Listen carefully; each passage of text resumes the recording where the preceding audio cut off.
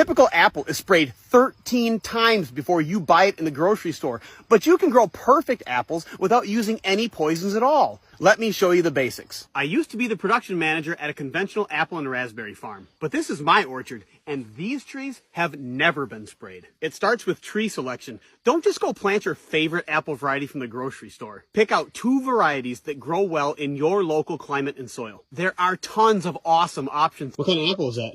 It's a Sweet 16. Plant a full-size tree, not a dwarf. Put it in a well-drained spot with full sun and then prune it. One of the goals of pruning is to get direct sunlight on every apple and every leaf. The sunlight on the surface helps them dry off better, which will make them less susceptible to fungal and bacterial diseases. There's a weird old saying that 2 people should be able to stand on opposite sides of a well-pruned apple tree and throw a cat back and forth to each other without hitting any branches.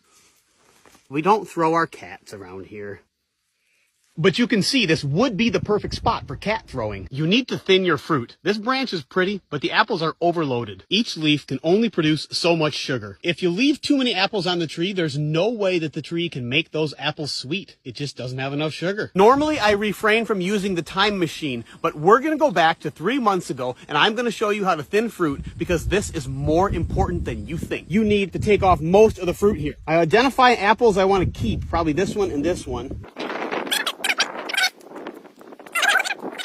You want about 1 apple per every lineal 8 or 9 inches of branch. Looks like there's not much left, but when all these reach full size in late September, that's going to be a lot of fruit. Here's that same branch at the end of September. If you let a tree overbear like I did with this one, not only are the apples really bland, but the next year you might not get any fruit. The next challenge for growing apples without poisons is how do you take care of insect pests? The most problematic insects vary from region to region. In our orchard, the worst pests are apple maggot fly and codling moth, but luckily both of those are controlled with sticky traps. I guess those insects aren't very smart. They're like, ooh, big shiny red apple, and they land on there, they get stuck, and they don't get to lay their eggs on the apples. The sticky traps are cheaper than spraying. They work pretty well. They don't give anyone cancer. What more could we ask for?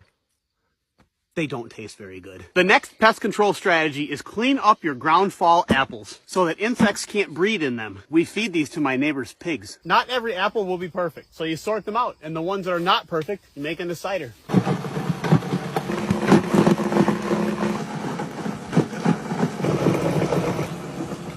And that's how you get perfect apples that are not infused with poison. Simple or not simple? I'm not sure. A lot of work, but it's work that I love. That is good.